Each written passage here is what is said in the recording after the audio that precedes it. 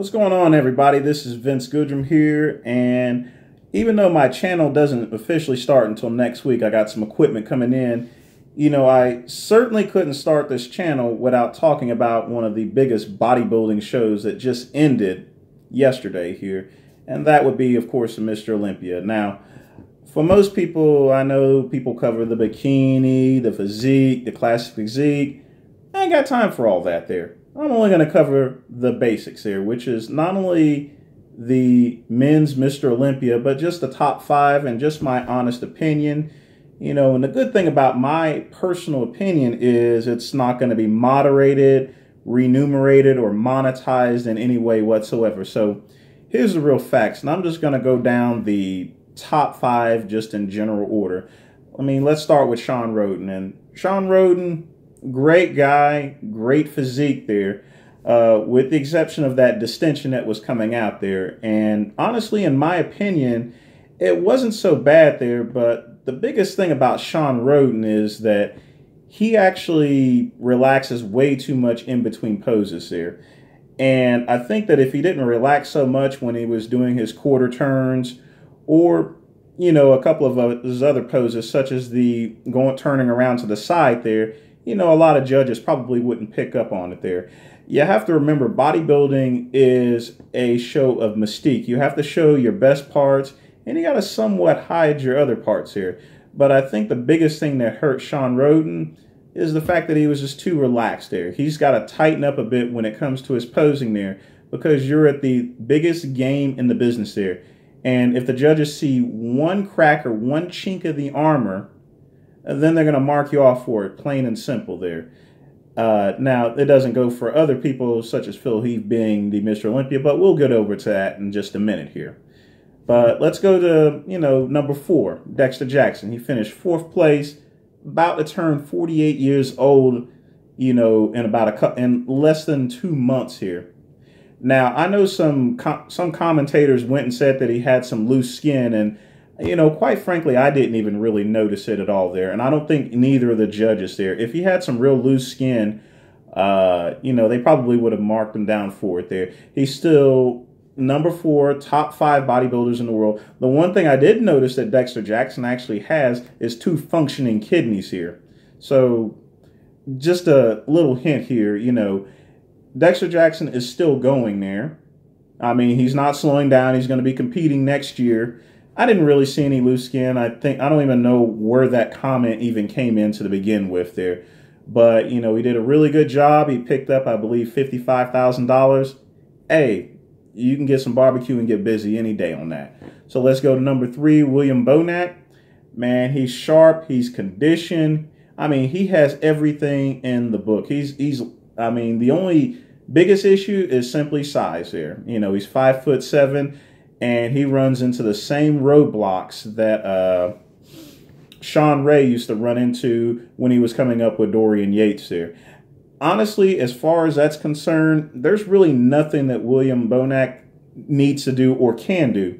If he puts any more muscle on that body, it's just going to start looking freaky. I think he just needs to hold where he is and just simply wait until other people make mistakes so then he can move up there. Because right now he has the perfect physique there.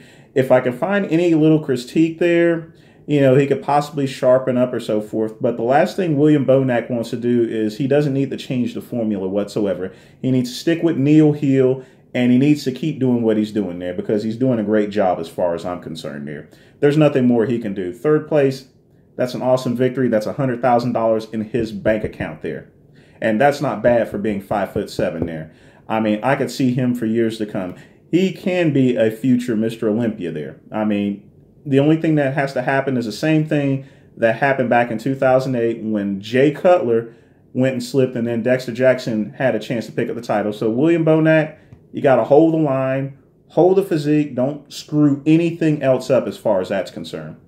So now that we're done with that, let's get to number 2, Big Ramy there, or Mamdua Big Ramy there,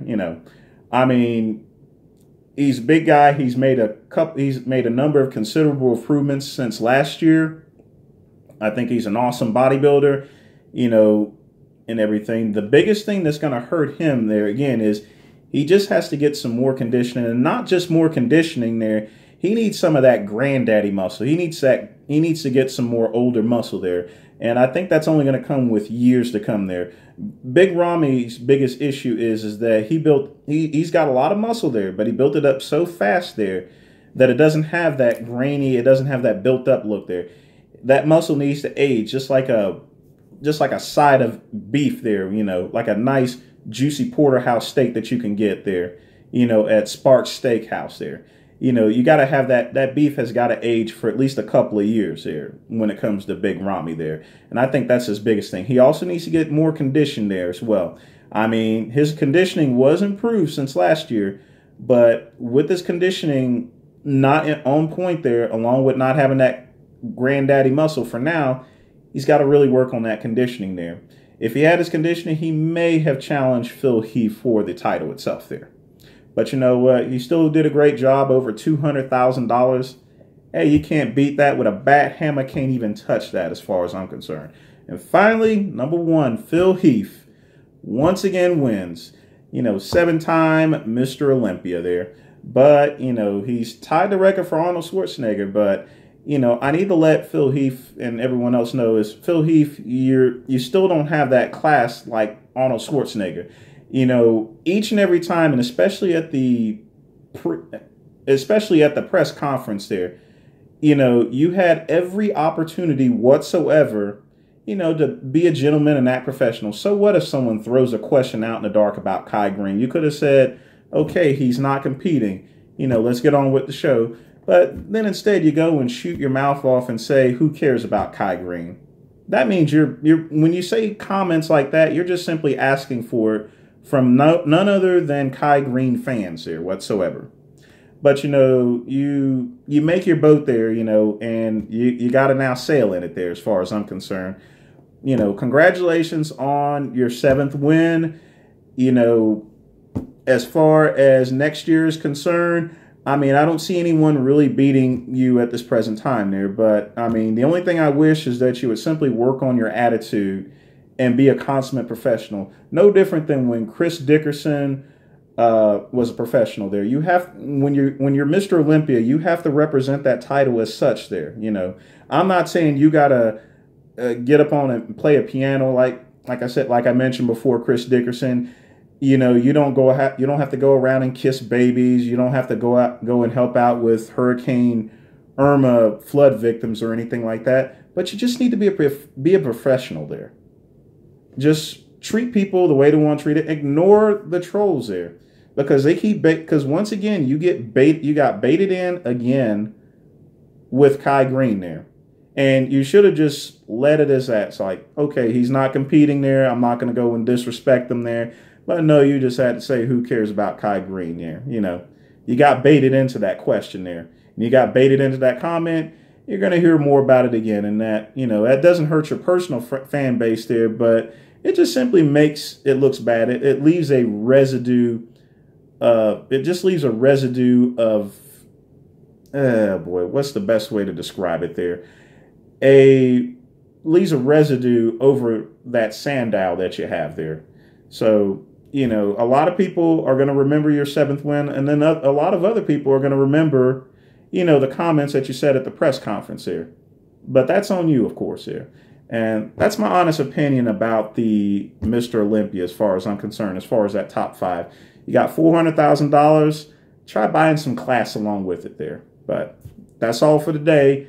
You know, channel's going to start next week here, guys. I'm going to talk about pretty much anything and everything. I'm going to also go after a couple people. You know, I hear people hollering my name, Jason Blaha, and these other cats, Christian Duche. I don't care about these people here, but, you know, I will address them eventually, but I'm not going to address them too much here, you know, because this here is the Vince Goodrum channel here, all right? And it's going to be, in my opinion, going to be the best channel out there. It's going to be better than anyone else's out here.